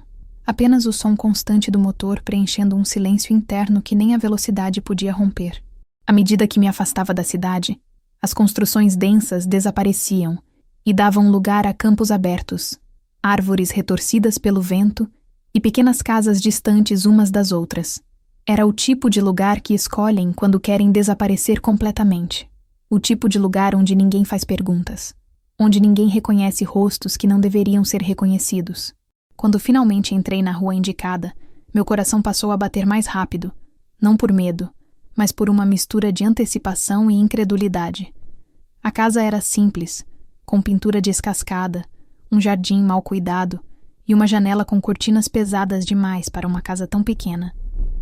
Estacionei alguns metros antes e fiquei olhando por longos segundos, tentando reunir coragem para sair. Eu tinha passado a vida inteira acreditando que minha origem era um buraco escuro sem forma. Agora, aquele buraco tinha endereço, paredes, cortinas. Tinha alguém do outro lado. Respirei fundo e caminhei até a porta. Bati uma vez. Nada. Bati novamente. Silêncio. Quando estava prestes a desistir, ouvi passos lentos, hesitantes, de quem não quer abrir, mas também não pode ignorar. A porta se abriu apenas o suficiente para que metade de um rosto aparecesse. Era uma mulher envelhecida, muito mais do que deveria ser para sua idade real. Os olhos dela estavam cansados, marcados por uma vida inteira de fuga, mas havia algo neles que congelou o chão sob meus pés. Eram meus olhos, exatamente os mesmos. Ela me observou como se estivesse vendo um fantasma. Por longos segundos, não disse nada. Eu também não consegui. Finalmente, ela abriu um pouco mais a porta, mas não o suficiente para convidar, apenas o suficiente para encarar. Você, ela murmurou, e a voz dela parecia quebrar por dentro. Você é ela. Eu não chorei, não tremi. Apenas senti uma onda quente correr pelo meu corpo inteiro, como se todos os anos que vivi tivessem se alinhado naquela única frase. Sou, respondi, sem conseguir dizer mais nada. Ela abriu a porta completamente, sem sorriso, sem abraço, sem explosão emocional. Apenas um gesto silencioso, como se reconhecesse que aquele momento era grande demais para qualquer reação impulsiva. Entramos. A casa cheirava a chá, a livros velhos e a solidão. Ela se sentou em uma cadeira perto da janela e me indicou outra em frente. Eu achei que você estava morta, disse ela, sem rodeios. Eu também achei, respondi. Ela soltou um suspiro tremido, como se algo preso na garganta finalmente tivesse escapado depois de tantos anos. Eles disseram... Ela começou, mas a voz falhou. Eles disseram que você estaria melhor sem mim, que eu não tinha condições, que eu era um risco, que se eu insistisse, eu colocaria sua vida em perigo. Não havia vitimismo no tom dela. Havia desespero, havia dor, havia a dureza de quem teve de aceitar a própria impotência para salvar aquilo que mais amava. Eu nunca quis ir embora, continuou, mas eu era só uma cadete. E seu pai... Ela fechou os olhos, como se pronunciar o nome dele fosse reabrir feridas profundas. Ele estava sendo caçado de dentro para fora. Meu corpo inteiro ficou imóvel, atento. Eles queriam o cargo dele, disse ela. Queriam destruir seu avô. E você era a prova viva de um relacionamento que eles podiam usar contra ele, contra todos nós. Ela passou a mão pelos cabelos, agora grisalhos, e sorriu com tristeza. Quando te tiraram de mim, eu achava que seria provisório, que te devolveriam, que eu teria o direito de te ver crescer. Mas quando seu pai morreu, tudo acabou. Eu respirei fundo, tentando processar o que ela dizia com tanta naturalidade devastadora. E o general? Perguntei. Ela sorriu de um jeito amargo. Ele fez o que pôde, respondeu. Mas não podia te reconhecer oficialmente. Não sem colocar tudo a perder. Ele te visitava escondido quando podia. Ele sabe coisas sobre você que nem eu sei. Foi como levar um golpe no peito. O homem que eu via como um superior distante tinha sido mais presente na minha vida do que qualquer pessoa que eu conheci. Ele deixou um dossiê. Falei. Ela fechou os olhos novamente. Claro que deixou, disse, com a voz tomada por algo parecido com orgulho. Ele sabia que um dia você encontraria. Sabia que um dia eles tentariam apagar tudo outra vez. Você é a continuação dele, a única. A palavra única pareceu ecoar pelas paredes da casa. Eu queria te ver antes de morrer, ela murmurou, com sinceridade rasa e crua. Pelo menos uma vez. Para ter certeza de que você existia para além dos pesadelos. Ficamos em silêncio por algum tempo, sem pressa, sem medo. Apenas absorvendo o fato de que pela primeira vez estávamos no mesmo espaço físico, sem soldados, sem ordens, sem fugas, sem mentiras. Eles vão vir atrás de você, ela disse finalmente. Agora mais do que nunca. Eu sabia, ela também sabia. E ainda assim, nada, absolutamente nada, me faria recuar. Eu vou descobrir tudo, falei, com calma. E vou limpar o nome dele, o seu, o nosso. Ela assentiu, com uma lágrima escorrendo silenciosa, a primeira que ela permitiu em décadas. Você é filha dele, disse, com orgulho finalmente emergindo, e por isso mesmo vai terminar o que ele começou. E naquele instante, sem cerimônias, sem palavras grandes, sem abraços dramáticos, entendi que não estava mais sozinha dentro daquela guerra antiga. Agora éramos duas. Voltar da casa da minha mãe biológica foi como dirigir com um segundo coração, batendo dentro do corpo. Um coração que não tinha aprendido o ritmo do meu ainda. Eu ia ao volante, mas a mente permanecia na sala onde ela havia me contado tudo, onde as sombras finalmente ganharam nomes, onde décadas de silêncio se transformaram em uma história que eu não sabia que pertencia a mim. A estrada parecia longa demais e curta demais ao mesmo tempo, como se estivesse sendo rearranjada de acordo com a respiração que tentava, inutilmente, se estabilizar. Quando cheguei à cidade novamente, percebi que a vida não tinha diminuído por causa da minha revelação pessoal. Carros continuavam passando, pessoas continuavam seguindo suas rotinas. O mundo avançava sem saber que o meu havia sido redesenhado quase do zero.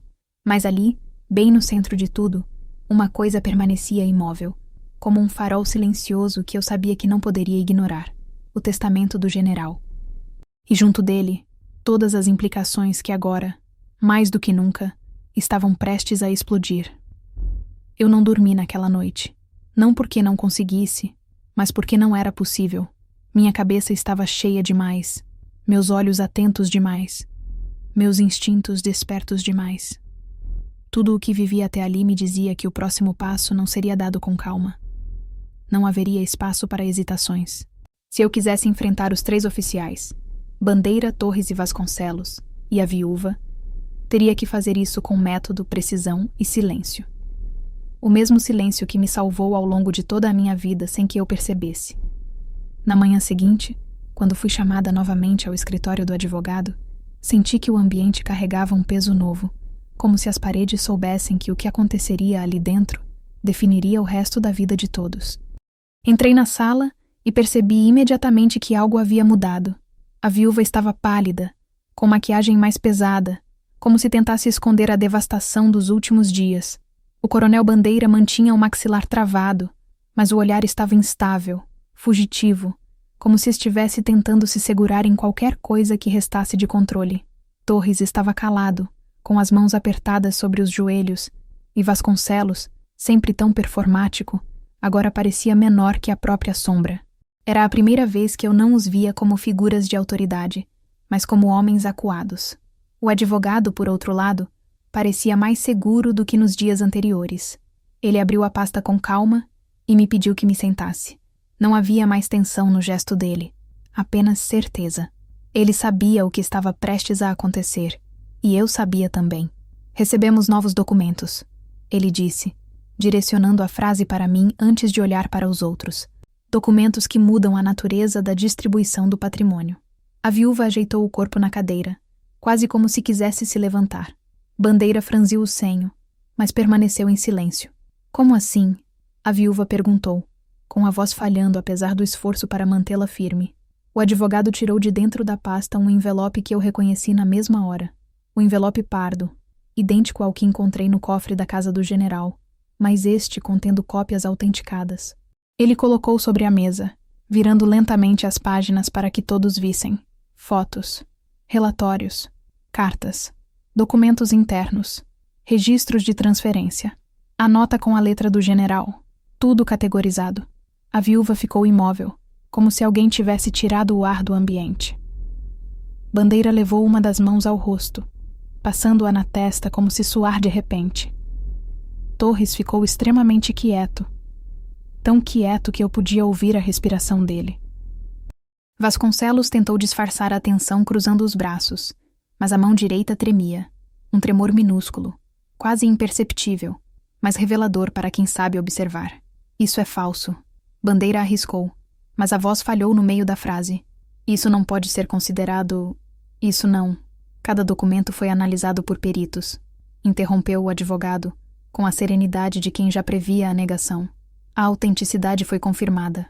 Todos os carimbos, todas as assinaturas, todos os registros estão de acordo com os protocolos da época. E além disso, ele pegou um pendrive pequeno, igual ao do vídeo do testamento. Temos um segundo vídeo. O silêncio ficou tão pesado que eu senti o peso dele no meu peito. A viúva fechou os olhos por um segundo, como se aquilo fosse demais até para ela. Bandeira arregalou os olhos, mas não disse nada. Vasconcelos afundou na cadeira. E Torres se curvou levemente para frente, como alguém prestes a encarar sua própria sentença. Um segundo vídeo? Perguntei, porque nem eu esperava isso. O advogado assentiu. O general gravou 2 versões. Explicou. Uma para a leitura do testamento, caso houvesse resistência inicial, e uma segunda, para ser usada apenas se tentassem contestar juridicamente sua existência como herdeira. A viúva levantou-se abruptamente. Eu não vou assistir isso, disse, mas ninguém se moveu. O advogado continuou como se ela não tivesse falado. Quando o vídeo começou, a sala mergulhou em um silêncio irreversível. Lá estava ele, mais velho, mais cansado, mas com a mesma postura imbatível de sempre. Ele levou alguns segundos para começar a falar, como se estivesse calculando cada palavra. Se você está assistindo a este vídeo, significa que tentaram contestar a verdade e que os envolvidos não aprenderam nada com o que vivemos. Era impossível descrever a reação deles. Bandeira levou a mão ao peito, como se tivesse levado um soco. A viúva se sentou de volta com um baque surdo, como se tivesse sido puxada para baixo por uma força invisível. Torres arregalou os olhos, fixos na tela, e Vasconcelos inclinou-se para a frente, como se estivesse ouvindo uma sentença final. Minha neta é a única descendente viva do meu filho. Ela é a única herdeira por direito. E eu assinei todos os documentos necessários para garantir que, mesmo que tentassem apagá-la como apagaram a mãe dela, isso não seria possível após minha morte. A sala respirou, mas não aliviou. Quem tentar contestar isso estará contestando minha palavra, minha honra, minha assinatura, e vocês sabem o que isso significa. A tela apagou. O silêncio durou quase 1 minuto inteiro, tão denso que quase podia ser tocado. O advogado fechou o notebook. Sendo assim, disse com a calma precisa de alguém que ordena o inevitável. O testamento está juridicamente legitimado, e qualquer contestação será interpretada como tentativa de fraude e obstrução. Bandeira caiu primeiro. Não literalmente, mas o rosto dele despencou, como se ele visse sua carreira inteira se dissolver ali, naquele instante. Torres soltou o ar de forma pesada, como se finalmente aceitasse uma derrota que tentou evitar por meses, talvez anos. Vasconcelos cobriu o rosto com as mãos. A viúva ficou imóvel, encarando o vazio, sem lágrimas, sem gritos, apenas devastação silenciosa, o tipo que destrói mais profundamente do que qualquer escândalo público. Quanto ao patrimônio, continuou o advogado, metade vai para a fundação militar criada pelo general, como já previsto. A outra metade vai para a capitão, reconhecida legalmente como herdeira direta. Isso inclui propriedades, investimentos, veículos, coleções históricas e a patente honorária deixada em seu nome. Eu não respirei, não pisquei, não comemorei. Apenas absorvi a magnitude do que ele dizia. Eles não perderam apenas bens. Eles perderam o controle. Perderam o segredo. Perderam a narrativa. E perderam a guerra silenciosa que travaram por tanto tempo nas sombras. A viúva finalmente falou, com a voz baixa, fraca, tão diferente da mulher arrogante que tentara me intimidar dias antes. Tudo isso, por quê? Murmurou, encarando o chão, sem olhar para ninguém. Porque ele nunca me contou. O advogado respondeu com a frieza que só alguém que conhece a verdade consegue sustentar. Porque ele sabia que a senhora não guardaria o segredo. Ela não contestou. Não tinha força para contestar. Os 3 oficiais se levantaram um por um, mas não para protestar, apenas para ir embora, vencidos, silenciados, humilhados sem que eu precisasse levantar a voz. Nenhum deles conseguiu me encarar ao sair. Bandeira passou por mim sem erguer a cabeça. Vasconcelos tropeçou no próprio pé e fingiu não notar.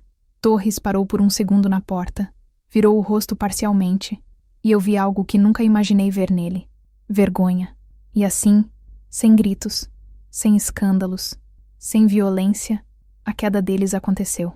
Não porque eu os derrubei, mas porque a verdade os esmagou sozinha. Quando a sala ficou vazia, respirei profundamente.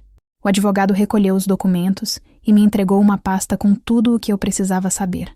Eu segurei o material com as 2 mãos, sentindo que aquilo não era apenas papel. Era a história que tentaram me negar durante toda a minha vida. E era o legado que, agora, passava oficialmente para mim. Ele me olhou com uma expressão que misturava respeito e compreensão. Você sabe que isso não acaba aqui, não sabe? Assenti. Sei. Eles tentarão outras coisas. Eles sempre tentam.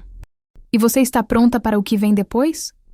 Respondi sem hesitação, porque naquele momento entendi algo que o general sabia desde o início. Sempre estive. E saí daquela sala sabendo que a queda deles era apenas o início. A parte mais difícil viria agora. Assumir o lugar que ele deixou para mim. E pagar o preço de carregar o nome que tentaram apagar. Nos dias que se seguiram à queda inevitável daqueles que tentaram me silenciar, percebi que a vida não se transforma de repente, como num estouro dramático de filme, mas se rearranja em silêncio. Primeiro vêm os ecos do que foi destruído, depois o espaço vazio que aquilo deixa para trás e, por fim, a lenta reorganização que permite que o ar circule novamente. Eu caminhava pela base e sentia que cada parede, cada piso, cada corredor carregava agora um peso diferente. Não mais o peso da suspeita, da dúvida, da sombra, mas o peso do reconhecimento. Não reconhecimento público, não aplausos, não tapinhas nas costas. Nada disso. Era um reconhecimento interno, um entendimento que eu mesma precisava aceitar. Eu não era mais apenas uma oficial cumprindo seu papel. Eu era parte de algo maior, de uma história que me antecedia, de um legado que eu não escolhi, mas que agora me escolhia. A repercussão da decisão do advogado não demorou a se espalhar. Alguns vieram me parabenizar com receio, como se tivessem medo de serem vistos comigo. Outros apenas desviaram o olhar, não por desprezo, mas por vergonha, porque agora sabiam que tinham repetido boatos que não entendiam, participado de um jogo que não viam completo, e que tinham sido peças fáceis nas mãos daqueles que tentaram me destruir. Mas eu não buscava a aprovação de ninguém. Nunca busquei. O que eu mais sentia naquele momento era um cansaço profundo, não físico, mas emocional, como se finalmente estivesse emergindo de uma água fria, onde permaneci submersa por anos sem perceber. Os 3 oficiais desapareceram dos corredores com uma rapidez que beirava o cômico. Bandeira pediu afastamento por motivos de saúde. Torres entrou com pedido de aposentadoria antecipada. Vasconcelos foi transferido para uma unidade no interior. alegando projetos pessoais. Todos sabíamos a verdade. Estavam fugindo da sombra do general mesmo depois de morto. Fugindo de mim também. Talvez não por medo, mas por vergonha. E ainda assim, aquilo não trouxe satisfação nenhuma, porque a história nunca foi sobre vencê-los. A história sempre foi sobre sobreviver ao que eles representavam. A viúva permaneceu alguns dias na cidade, não por escolha, mas porque precisava finalizar sua parte no processo sucessório. Não tentou falar comigo. Não tentou me enfrentar. Passou a maior parte do tempo fechada no hotel, longe de tudo, longe de todos. Eu não a odiava. Ódio é um luxo que consome energia demais. Ela tinha vivido uma mentira que não sabia que era mentira. Ela foi enganada por anos por um marido que não teve coragem de explicar completamente o passado. Ela foi mais uma vítima da história que ele tentou controlar. E mesmo assim, ela fez escolhas que causaram danos profundos. Eu não a perdoava, mas também não carregava ressentimento. Havia espaço apenas para a verdade. Foram dias longos, silenciosos, necessários. Eu precisava de tempo para entender o que significava herdar não apenas bens, mas responsabilidades. A fundação criada pelo general exigia minha assinatura para manter os projetos sociais ativos. Propriedades dele estavam agora sob minha administração, inclusive a casa onde encontrei o dossiê. A casa que, de certa forma, foi o único lar real que ele teve. Recebi visitas de advogados, convites de políticos, pedidos de entrevistas de jornais que queriam transformar minha história em manchete. Eu recusei todos. Minha vida não cabia em manchetes. Minha dor não era espetáculo. Minha verdade não era propriedade pública. Certo dia, quando o sol começava a cair atrás dos prédios da base, recebi uma mensagem discreta do sargento Molina. Ele deixou algo para você. Passe na sala antiga dele. Não hesitei. Caminhei pelo corredor onde tantas vezes senti o peso de olhar para portas que guardavam segredos. Mas desta vez, aquele caminho não parecia hostil. Era como se estivesse atravessando a fronteira final de um território inimigo que finalmente aceitara sua derrota. A sala estava como sempre esteve. Austera, organizada, silenciosa. Ainda havia o cheiro dele ali. Tabaco leve, madeira antiga, papel velho. Molina estava parado ao lado da mesa, segurando uma caixa pequena de madeira escura. Ele não sorriu. Não me cumprimentou formalmente. Apenas colocou a caixa sobre a mesa e deu um passo para trás, permitindo que eu me aproximasse. Abri com cuidado. Dentro havia um relicário. Pequeno, simples, antigo. Dentro dele, uma foto do meu pai, mais jovem, mais vivo, segurando minha mãe biológica pela cintura. Ela sorria. Ele a olhava com o tipo de amor que sobrevive até quando o tempo tenta destruir. Atrás da foto havia uma segunda imagem. Eu estava enrolada no mesmo cobertor azul que encontrei no dossiê. Ele segurava minha mão, e ela me observava com aquele olhar que eu finalmente reconheci dias antes. E junto da foto havia uma carta curta, escrita pelo general. Mais curta do que todas as outras que li. Não tema o que herdou. Tema apenas o que não conhece. Você é fruto de coragem, não de erro. E de todos os erros que cometi, ter ficado longe foi o único que nunca aceitei. Agora que sabe quem é, viva como se eu tivesse tido a coragem de te dizer isso quando ainda estava vivo. Fechei a carta devagar. Molina observou sem me apressar. Ele falava de você, disse o sargento finalmente. Sempre que podia. Não pelo nome, não abertamente, mas falava com um olhar que ninguém entendia. Agora eu entendo. Eu apenas assenti. Não consegui falar. Não era fraqueza. Era excesso. Depois daquele dia, caminhei até a fundação. O prédio era grande, moderno, com o brasão militar estampado na entrada. Um monumento vivo do que ele havia construído para proteger aqueles que nunca tiveram voz. Eu entrei pela porta principal e senti algo que nunca senti em nenhum outro lugar naquele ambiente militar. Pertencimento. Não porque agora eu tinha o nome dele. Não porque agora eu tinha sua herança. Mas porque, pela primeira vez, eu sabia quem eu era. Fui levada até a sala de reuniões, onde a equipe aguardava para que eu assinasse oficialmente o termo de sucessão. Era um documento simples na aparência, mas carregava um peso que atravessava décadas. Assinei sem tremer. Antes de levantar, Uma das coordenadoras, uma mulher de cabelos curtos e olhos atentos, me perguntou: pretende assumir a administração diretamente? Pensei por alguns segundos. Não por enquanto, respondi. Primeiro preciso aprender tudo o que ele fez. Só depois poderei decidir o que farei. Ela assentiu com respeito. E naquele momento percebi que não precisava provar nada. Nem para eles, nem para ninguém. Naquela noite fui até a casa do general. Minha casa agora. A casa onde encontrei respostas. E onde ainda havia perguntas silenciosas esperando para serem feitas. Caminhei pelos cômodos devagar, como quem revisita uma memória que não viveu, mas herdou. No quarto dele, sentei na cadeira onde ele lia, onde escrevia, onde talvez pensava em mim. Fiquei ali por longos minutos, apenas respirando, permitindo que o ambiente me contasse o que faltava. Não ouvi vozes, não ouvi sinais místicos, nada disso. Apenas uma certeza profunda, madura, inevitável. A história dele não acabou. Nem a do meu pai, nem a da minha mãe, nem a minha. Tudo agora estava conectado. E ainda que eu tivesse sido arrancada daquela narrativa no momento em que nasci, agora eu estava de volta. Não como peça perdida, mas como peça central. Quando saí da casa, olhei para o céu já escurecido e senti algo que nunca tinha sentido por completo. Paz. Não a paz ingênua de quem não tem feridas, mas a paz firme de quem sobreviveu a elas. E enquanto caminhava para o carro, entendi que apesar de toda a luta, de toda a dor, de todas as perdas, eu tinha finalmente chegado ao ponto onde tudo começava a fazer sentido. Eu não era apenas a herdeira dele, eu era o legado dele, e isso agora era suficiente.